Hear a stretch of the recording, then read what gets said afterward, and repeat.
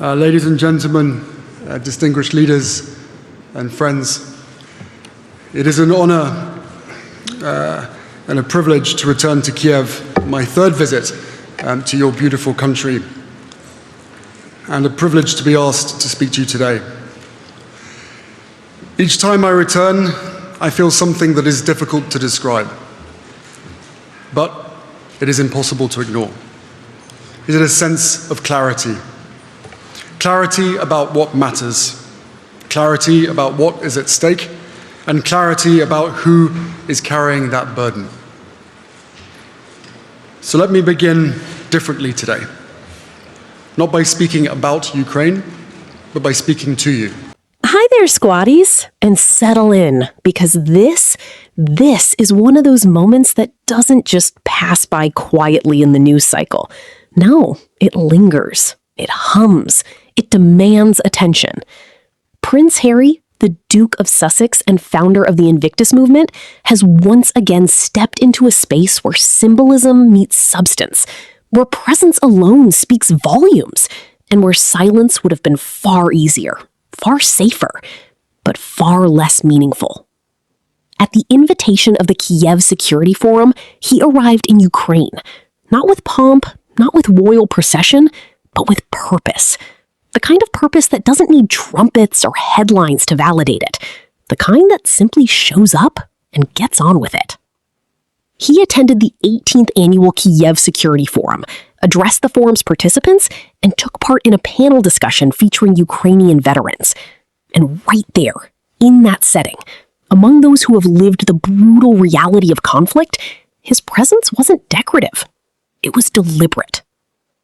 Prince Harry, always showing up and doing good. And there's something quietly striking about that consistency. In a world that often confuses visibility with impact, here is someone who seems to understand that true relevance lies in where you choose to stand and who you choose to stand beside. Lovely to see him back in Kiev, and not in a fleeting ceremonial sense, not as a distant observer, but as someone willing to engage, to listen, to share space with those carrying the weight of war, not in theory, but in lived experience.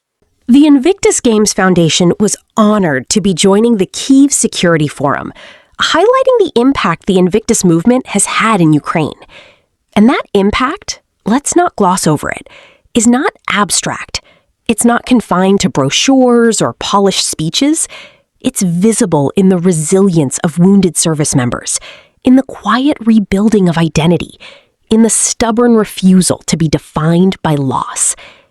Because Invictus has always been about more than sport.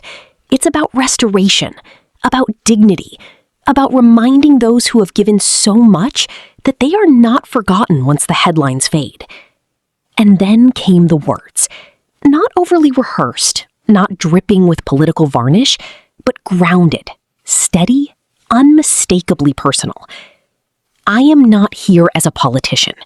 I am here as a soldier who understands service, as a humanitarian who has seen the human cost of conflict. Strength is not only about courage and military power, but also about unity, trust, and the willingness to carry this burden together. This is what strength looks like. Pause there for a moment, because that, right there, is where the tone shifts. No grandstanding, no attempt to claim authority beyond lived experience, just a clear, unwavering reminder that strength isn't loud. It isn't always victorious. Sometimes it's simply the decision to endure together. Now, my fellow squatties, Prince Harry, Duke of Sussex, and founder of We Are Invictus, stressed that Ukraine is fighting for the values and the principles on which democracy is based. And whether one agrees, debates, or analyzes geopolitics from afar, that framing cuts through the noise. It centers the conversation not just on territory, but on ideals. And that matters, because wars are often discussed in numbers, in strategies, in shifting alliances, but rarely in terms of what they mean for the people living through them. Duke of Sussex traveled with Ukrainian railways for the second time, and there's something almost poetic about that detail. Not the glamour of private jets or exclusive convoys, but rail travel, grounded, shared, real. Our railway team did everything to make his journey warm on a cold day and ensure his visit to Kiev ran on schedule. And yes, that might sound like a simple logistical note, but beneath it lies something deeper. A country continuing to function, to organize, to extend hospitality, even amid strain. The Ukrainian railway was honored that royalty chooses Ukrainian railways. And let's be honest, this isn't just about royalty. It's about recognition, about someone of global visibility choosing to engage with national systems, local institutions, everyday infrastructures, rather than bypass them. Prince Harry remains a true statesman, though not in the traditional mold, not confined by office or title, a true soldier, one who doesn't forget his brothers in arms in the service, and that loyalty, it doesn't expire when uniforms are folded away. He remains universal, and that universality isn't about being everything to everyone. It's about being consistent in what he stands for, regardless of where he stands. As always, Prince Harry turning up and doing good. And perhaps that phrase, so casually said, deserves a closer look, because turning up is often underestimated. It sounds simple, effortless, almost trivial. But turning up in the right places, at the right times, for the right reasons, is anything but simple. It requires intention. It requires resilience. And sometimes it requires stepping into spaces where you will be scrutinized, questioned, even criticized, yet choosing to go anyway. Good work by Prince Harry for keeping the spotlight on what's going on in Ukraine. And that spotlight, it matters because attention shapes awareness. Awareness shapes conversation. And conversation, in time, shapes action. Without that spotlight, stories fade, struggles become background noise, and the human reality of conflict risks being reduced to distant abstraction. But here, in this moment, that didn't happen. Instead, what unfolded was something far more compelling, a convergence of service, visibility, and intention. Not perfect, not without complexity, but undeniably present. And perhaps that's the most powerful takeaway of all. Not the grandeur, not the title, but the choice to show up. And that choice to show up doesn't just echo in the moment. It travels. It lingers in the corridors of memory, in the quiet reflections of those who witnessed it firsthand, and in the broader global consciousness that so often teeters between attention and indifference. Because let's be honest, squatties, attention is fleeting. The world moves quickly. One headline replaces another, one crisis eclipses the last, and before long, what once felt urgent begins to blur into the background. That is the uncomfortable rhythm of modern awareness. And yet, every so often, someone steps in and interrupts that rhythm, firmly, deliberately, refusing to let certain realities slip quietly out of sight. And that's precisely what unfolded here. There is something undeniably compelling about a figure who has both lived within the highest echelons of tradition and stepped beyond them, choosing instead to carve out a role defined not by expectation, but by action. It's not the easiest path. Far from it. It invites scrutiny from every direction. Every gesture is analyzed, every word dissected, every intention questioned. And still, the pattern persists. Showing up, standing alongside, speaking when silence would be easier. And perhaps what makes it resonate even more deeply is the authenticity that underpins it. Not perfection. No, that would be far too polished, far too distant. But something far more relatable. A continued effort to align words with actions, to ensure that advocacy isn't just spoken, but demonstrated. Because when he stood before those veterans, those individuals who have borne the weight of conflict, not in theory, but in flesh and memory. There was no need for embellishment, no need for theatrical delivery.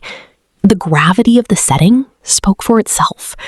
The shared understanding of service, of sacrifice, created a bridge that required no translation.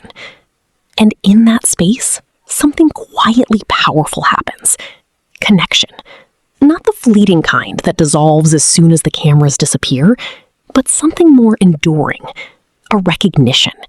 A mutual acknowledgement that transcends titles, borders, and backgrounds. It's easy, from a distance, to underestimate moments like these, to reduce them to appearances, to assume they are merely symbolic gestures designed to generate headlines. But symbolism, when rooted in sincerity, carries weight. It shapes narratives. It influences perception. It reminds people, both those directly affected and those observing from afar, that they have not been forgotten. And for a nation navigating the relentless realities of conflict, that reminder is not insignificant. It matters. It matters that someone with global visibility chooses to stand in that space, rather than speak about it from afar. It matters that the focus remains not just on the mechanics of war, but on the human stories within it. The resilience, the pain, the rebuilding, the unwavering determination to move forward despite everything. Because behind every statistic, behind every strategic discussion, there are individuals, families, communities, lives that have been altered in ways that can't be neatly summarized or easily understood from a distance. And when those stories are acknowledged, when they are given space, attention, and respect, it reinforces something vital: dignity. The dignity of being seen, the dignity of being heard, the dignity of knowing that one's experience is not invisible. And that is where the Invictus movement continues to hold its unique power. It doesn't simply highlight adversity, it reframes it. It shifts the narrative from limitation to possibility, from loss to resilience, from isolation to community. Because recovery, true recovery, is not linear. It doesn't follow a neat timeline. It is complex, layered, often unpredictable. And having a platform that recognizes that complexity, that creates space for individuals to reclaim a sense of purpose and identity, is invaluable. So when that message is brought into a setting like the Kyiv Security Forum, it does more than inform. It inspires. It challenges assumptions. It broadens the conversation beyond strategy and policy, grounding it in the lived realities of those directly affected. And then there's the journey itself, the choice to travel as he did, to engage with local systems, to move through the same channels as so many others. There's something profoundly grounding about that. It strips away layers of distance and reinforces a sense of shared experience. Because leadership, in its most effective form, is not about elevation above others. It's about connection with them. And that connection doesn't require grand gestures. Sometimes it's found in the quieter details, the conversations that happen off camera, the moments that aren't scripted, the interactions that don't make headlines but leave a lasting impression on those involved. It's in those spaces that authenticity becomes unmistakable. And authenticity, once recognized, is difficult to dismiss. Of course, none of this exists in isolation. Every action, every appearance contributes to a broader narrative, one that continues to evolve, to shift, to adapt in response to both support and criticism. And that's part of the reality of operating in such a visible space. There will always be differing perspectives. There will always be debate. But within that complexity, consistency becomes key. And here, the consistency is clear. Service, advocacy, presence, a refusal to disengage, even when it would be simpler to do so. And that, in itself, carries a certain weight, because it suggests something deeper than obligation. It points to conviction, a belief that certain issues deserve attention, A belief that certain voices deserve amplification. A belief that showing up, again and again, even when the spotlight shifts, is worthwhile. And for those watching, for those listening, for those directly affected, that belief can be both reassuring and motivating. It reinforces the idea that global attention doesn't have to be fleeting, that it can be sustained, that it can evolve into something more meaningful than momentary awareness. And perhaps that is where the real impact lies. Not in a single visit, not in a single speech, but in the cumulative effect of continued engagement. Because change, real change, rarely happens in isolated moments. It builds, gradually, steadily, through repeated actions, through sustained focus, through the refusal to let certain conversations fade away. And so, the story doesn't end here. It continues in the ongoing work of the Invictus movement, in the lives of those who find renewed strength and purpose through its initiatives, in the broader global dialogue about service, sacrifice, and the human cost of conflict, and in the quiet but powerful reminder that presence matters, that showing up matters, that standing alongside others, not above them, not apart from them, but with them, creates a ripple effect that extends far beyond the immediate moment. Because at its core, this isn't just about one individual or one visit. It's about what that visit represents. A commitment to remain engaged, a willingness to listen as much as to speak, an understanding that influence carries responsibility. And that responsibility, when embraced with sincerity, can be a force for genuine connection. And as the world continues to shift, to change, to present new challenges and new uncertainties, that kind of steady, grounded presence becomes increasingly valuable. Not because it has all the answers, but because it refuses to look away. That's all for now, squatties. It's your get-to-go girlfriend, Annabelle Karras, and I'm so thankful you joined me today. Remember, stay bold and never dim your shine in this wild and wonderful world. Until next time, just so you know, as your fellow squatties, I love you all to the moon and back.